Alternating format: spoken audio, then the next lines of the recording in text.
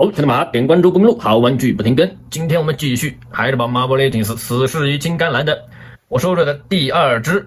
角色，那么就是这只刀锋战士啊，可以说是这个老刀锋了啊。那么当年的这个3部曲的刀锋战士电影啊，给大家留下了这个深刻的印象啊。至于这个演员的自己的一些各种的操作啊，或者说是反面的新闻，我们就不过多赘述了啊。单就他的电影形象和这个电影中的角色魅力而言啊，非常的 nice。那么可以说是岁月不饶人啊，这个上了年纪啊，这个硬汉啊不是那么硬了啊，缩了啊，这个感觉这个从这个头啊，从这个整个包括身子都感觉缩了啊。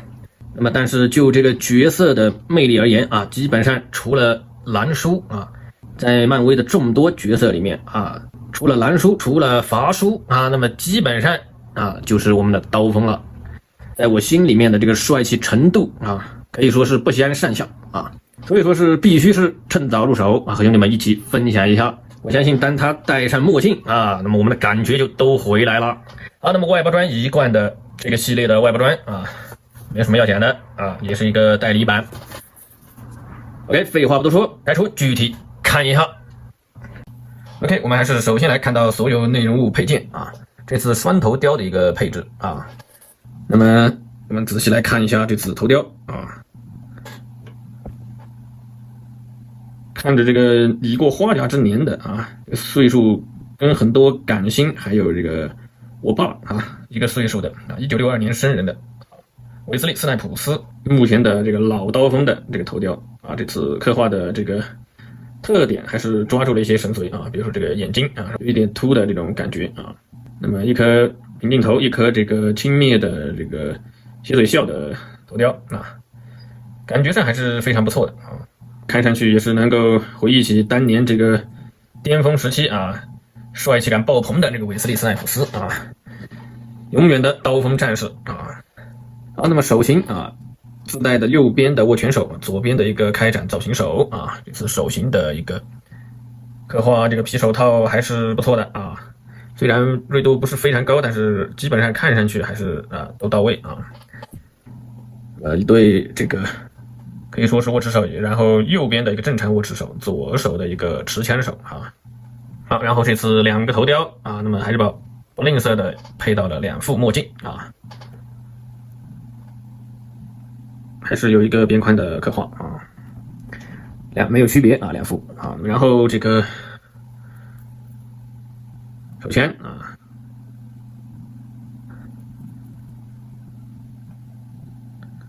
小刀，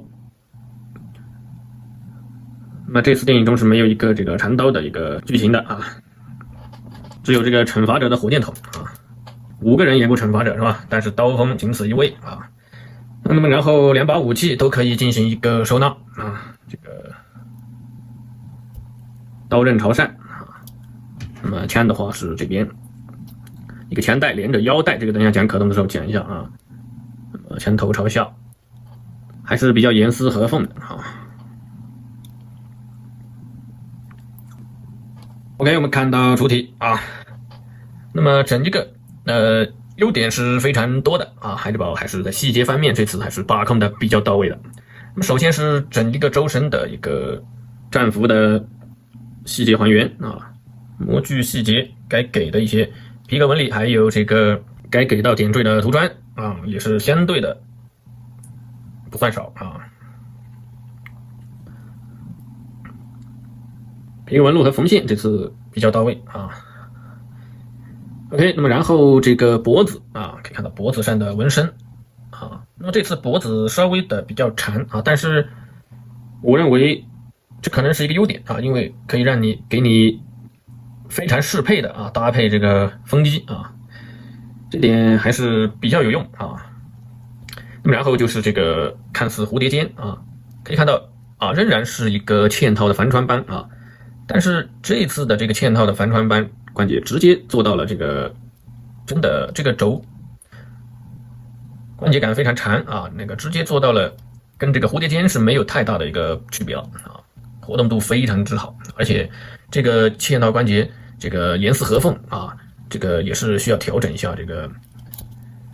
都是凡是嵌套关节啊，这个帆船斑都需要调整一下这个它的这个位置啊，调整到这个纹路，包括纹路可以看到是下面对应有一个路啊，所以把这个转到下面去。应该是这种啊，这种的一个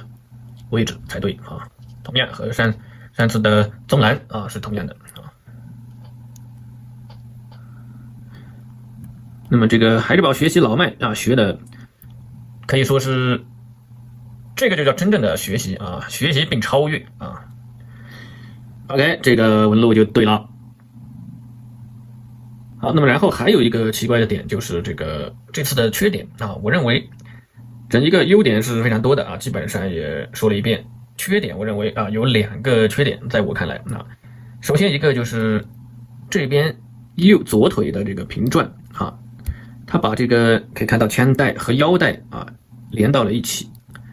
啊，这个是为了还原，但是连到一起以后，那左腿的这个平转，可以说那它就不能360啊，但是软胶的韧性啊，让你也可以做一定程度的这个在适用性上的可动是也不影响啊。那么但是这一点的这个设计的话，我认为还有更优解啊。那么也可以做到让这个左腿可以360度的平转过来啊，这点是一点。但是从本质上从实质上来说，这个也不能算是一个非常大的一个缺点啊。然后就是这个整体的这个观感上啊，感觉这个下半身这个整个裤腿这个大小腿的这个下半身的裤子啊，感觉上比较臃肿啊。就是这个裤型，我觉得这个孩之宝在设计上应该加以这个从美型度上应该再考虑一下啊，做一些这个应该有的一个改变啊。那么我觉得这款8甲之年的刀锋战士就会更为帅气一些了。目前这个比较小的这个躯干身形啊，手臂再加上这个比较臃肿的一个裤腿啊，感觉观感上美型度上稍微的欠缺了一点啊。OK， 那么刀锋战士啊，一定要注入灵魂啊。那么一个是墨镜啊，那么一个就是风衣和长刀啊，我们马上就给它注入灵魂。OK， 回来了，都回来了。我们还原一个封面啊，当年的刀锋战士的海报封面的动作啊，但是这个手穿着这个风衣啊，这个别不过来了啊。可以看到，这么一来感觉就来了啊。OK， 那么打理一下大家可以看到这个感觉还是很不错的啊。这次我这个风衣用的是这个蚂蚁的这个夺宝奇兵上校的那一件风衣这个皮大衣啊。可惜的就是这一件皮衣的话，它没有一个铁丝刀造型啊，只有这个2根这个后面的这个带子可以凹啊。然后还有就是两边这个边没有这个缝线，所以说这个造成一些妨碍在这个适配上穿着不是太好打理啊。那么但是不影响还是这个造型才能找到一点当年刀锋战士的本色啊。然后就是后面的这个它的刀套可以看到我也把刀这个收纳进去了那么这里影响一点这个贴身的适配度如果是这个刀鞘也可以插拔把它取下来我认为会更好一些。但是这样的话也还原一个真实中的这种穿着，也是把战术服和这个刀收在里面也是可以的那么然后还有一点忘了说，可动上那么就是这个大腿根有一个正儿八经的下拉关节可以看到保证人物的一个前踢那么后摆也有一定小幅度的提升下拉关节是这个阻尼度是比较好的感觉上比很多的这个特种部队的这个下拉关节要做的好上一些非常不错。OK， 最后拿出这个我手上的2只刀锋战士一个是无形者组合人套的漫画刀锋然后是自低的蓝鹿虎素体的自低的一个刀锋战士。那么这次的刀锋战士的一个身高